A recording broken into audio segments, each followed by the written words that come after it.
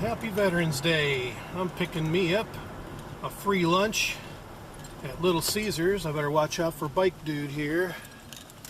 He's gonna wait. Okay. And yeah, get me a free lunch special with a drink. Woo! Woo, $5 meal and a root beer. Sorry, no Pepsi. No Pepsi fan, but I do like root beer. Man, not bad for free, for a lunch special. I think I'll check that out at the house.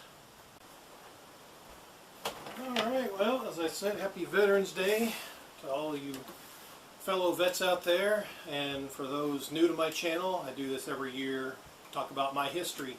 I figured I'd do something a little different this time. Talk about my Navy submarine history while eating pizza and enjoying a mug root beer. So, yeah, get the old bottle open here.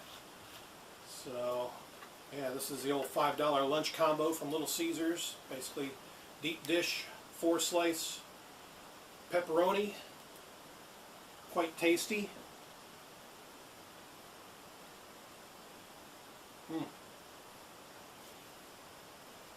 Still think my all-time favorite has to be their $6 extra most bestest. But this is really good too.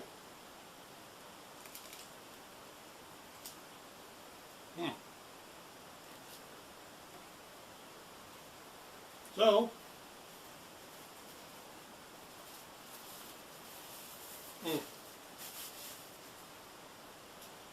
swig of root beer real quick.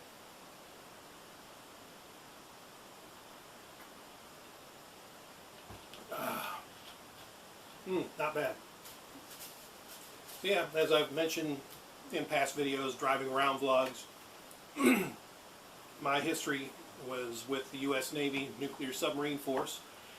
I was aboard 5 different nuclear submarines from 1988 to 1992. The first one was USS Andrew Jackson, SSBN 619. Even got a custom-made shirt. Got all 5 subs that I was on. Probably can't even make them out, but I'll give you the hull numbers. Andrew Jackson 619, former SSBN submarine that was already in the Navy shipyard in Charleston at the time, being decommissioned. And I was the last official navigator on board at that time when it was decommissioned on September 1st, 1989. While I was attached to that submarine, I was sent to my second sub. It was the USS George Bancroft, SSBN 643, another ballistic missile sub, and I was on it for a 3-month DASO run, which basically was a shakedown, and had just come out of refit. Yeah, I think it was in the Charleston shipyard as well, where it got the refit. And we went off the coast of Florida, pulling into Port Canaveral, between Cape Canaveral and Cocoa Beach. Got ourselves a dummy missile at that time to launch, and when we launched it, I'm not going to give the depth, that's probably classified. We missed our target by only 2 feet in the South Pacific. At that same time, I think the USS Tennessee was launching a missile, and it failed. It actually got, wide coverage because it was a newer sub, Trident class, and mine was an older class that's now decommissioned as well. And yeah, that missile just did loops in the air before they had to self-destruct it. But yeah, it did 3 months run, shakedown, over in the Bahamas, doing angles and dangles and maneuverability and testing new systems and all that stuff. Then came back to Charleston, went back to my original sub to finish the decommissioning on September 1st of '89. In between my first sub and my third sub that I was heading to, Hurricane Hugo came rolling through Charleston. So I was in Charleston when Hurricane Hugo, Category 4 hurricane, came bowling into Charleston. And I was part of the cleanup crew after it, went in and devastated the entire Charleston area. Basically just cleaning up on base, got a humanitarian medal for it, this, that, and the other. So after they cleaned out the Cooper River so the ships and subs could come back into port, I was sent on a 6-month Mediterranean run aboard the USS Ray, SSN 653. It's the only fast attack I was attached to during my 4-year career. I was on it for about, I would say, trying to think back here, September, so about 9-10 months I was on board and went to the Mediterranean. We actually did some missions and some ops inside Libya's line of death right there, where, you know, when Muammar Gaddafi had his little line of death in the Gulf of Tripoli, I believe is what it was called. I can't remember that little bay in the southern Mediterranean. But yeah, we went inside there, popping up, doing little, you know, ops to, you know, so they'd pick us up on radar. Then we go back under, pop up somewhere else, and the squadron would monitor what planes they were sending out, how many, the class of them, this, that, and the other, in preparation for an eventual strike. If you remember the stealth bombers that came out of England that had to fly around the Iberian Peninsula and bombed Tripoli and trying to take out Muammar Gaddafi back at that time. That was around 89 to 90 before the Persian Gulf War got started. Came back, and our sub, the Ray, went into dry dock, and I wound up tripping over a mooring cleat and somehow broke my foot.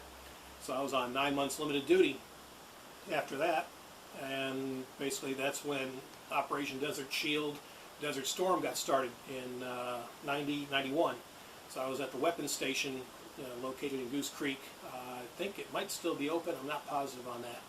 But yeah, I was based there for a good year. But yeah, for 9 months of limited duty, pretty much I was there. I'd say probably half and half at the Charleston base, from the hospital with my cast on to the weapons station, because at the time I had NATO top secret clearance. I knew what was going on behind the scenes with Operation Desert Shield before it turned into Operation Desert Storm, stuff like that. So I knew a lot of what was going on behind the scenes with my clearance, and watched the war on CNN like everybody else was back then. Suffered through Super Bowl 25 before the war officially started, you know, with the Bills losing by 1 point to the Giants. Yeah, Bills fan all the way. And after coming off of limited duty, I went to my fourth sub, the USS Casimir Pulaski, SSBN 633. That was my third ballistic missile sub that I was attached to, and did 2 patrols on it, just out and around in the Atlantic. You know, wasn't exciting, no port calls or anything like that. The boomers would go out for 3 months, then they would come in for 3 months. There's 2 crews, a blue and gold crew, and I don't remember the crews I was even assigned to back then. I was on both, depending on what sub it was, and I don't remember. But yep, then became a short timer after my second patrol. That was funny too. I remember the chief trying to get me to re-enlist, and I was not having it. You know, apparently he had 4 other quartermasters at that time re-enlist under him, and I broke that record, and he was all mad, and, you know, I'm going to, you know, do this to your evals, you know, evaluations, this, that, and the other. I'm like, you know, do what you want. I mean, you know, all I know is I'm getting my honorable discharge, and I'm moving on, you know. But I guess as the last bit of punishment, I was sent temporarily, it was TAD, temporary assigned duty, to my 5th sub, the USS Henry L. Stimson, SSBN 655, to bring them up from Kings Bay, Georgia to Charleston for decommissioning. So wound up coming full circle in that respect. My first sub was already decommissioned. My last sub was heading for decommissioning, you know, before I wound up getting out. And I did. I wound up getting out, you know, finished up my 4 years, got my honorable discharge, and moved on. So that was my career in a nutshell of what I did for 4 years. You know, it's an adventure. You know, submarines are not, you know, if you think you're claustrophobic, these things are 3 stories in height. They're longer than a football field. There's plenty of room inside of them. I wasn't claustrophobic at all. But, you know, it was an adventure, first in my family to be on submarines. And, yeah, I mean, I knew pretty much the submarine. That's part of the qualifications. You have to know the sub inside and out, from sonar to radio technology, to shooting a torpedo, to launching a nuclear missile, firing up the reactor, operating the boiler for fresh water, because the boiler went down and then you didn't have fresh water. You know, that was, you know, a nightmare in itself when you couldn't take a shower until the boiler was fixed or whatever, because that was your only source for you know, fresh water aboard the submarine. So if it was severely damaged for whatever reason, then we'd have to go to port, because we need fresh water, at least for drinking, if not for showering.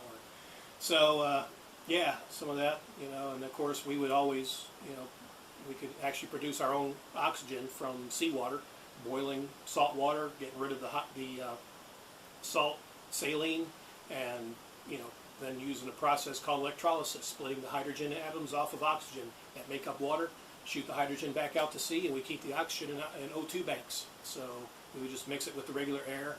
Every so often we'd come up to cycle the air on board the submarine with what they call a snorkel, using a diesel engine, which would be also our backup should the reactor go down, which hardly ever did. And that would cycle our air. Just wanted to make sure you were upwind from the exhaust, so you didn't suck in, diesel exhaust into the sub. That's happened a few times. Nice fog inside the sub, and it's just nothing but diesel smoke. So yeah, not fun to breathe. But yeah, that was pretty much my career in a nutshell. So I'm gonna finish munching on my one slice of pizza here. So.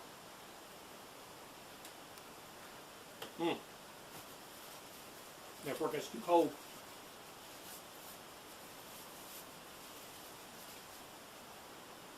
But yeah, top of that, my father was in Vietnam, drafted, served from 67 to 68, and my grandfather was in World War II. I don't remember exactly what all he did. I think he was based in Key West at the time. But yeah, in a sense, my brother and I are third-generation war veterans, if you count the Persian Gulf as time of war, even though no declaration of war was ever declared. But yeah, it was a unique experience. So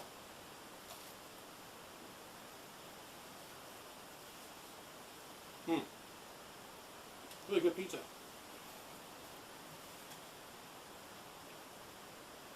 Yeah, I guess I'm just going to wrap this video up.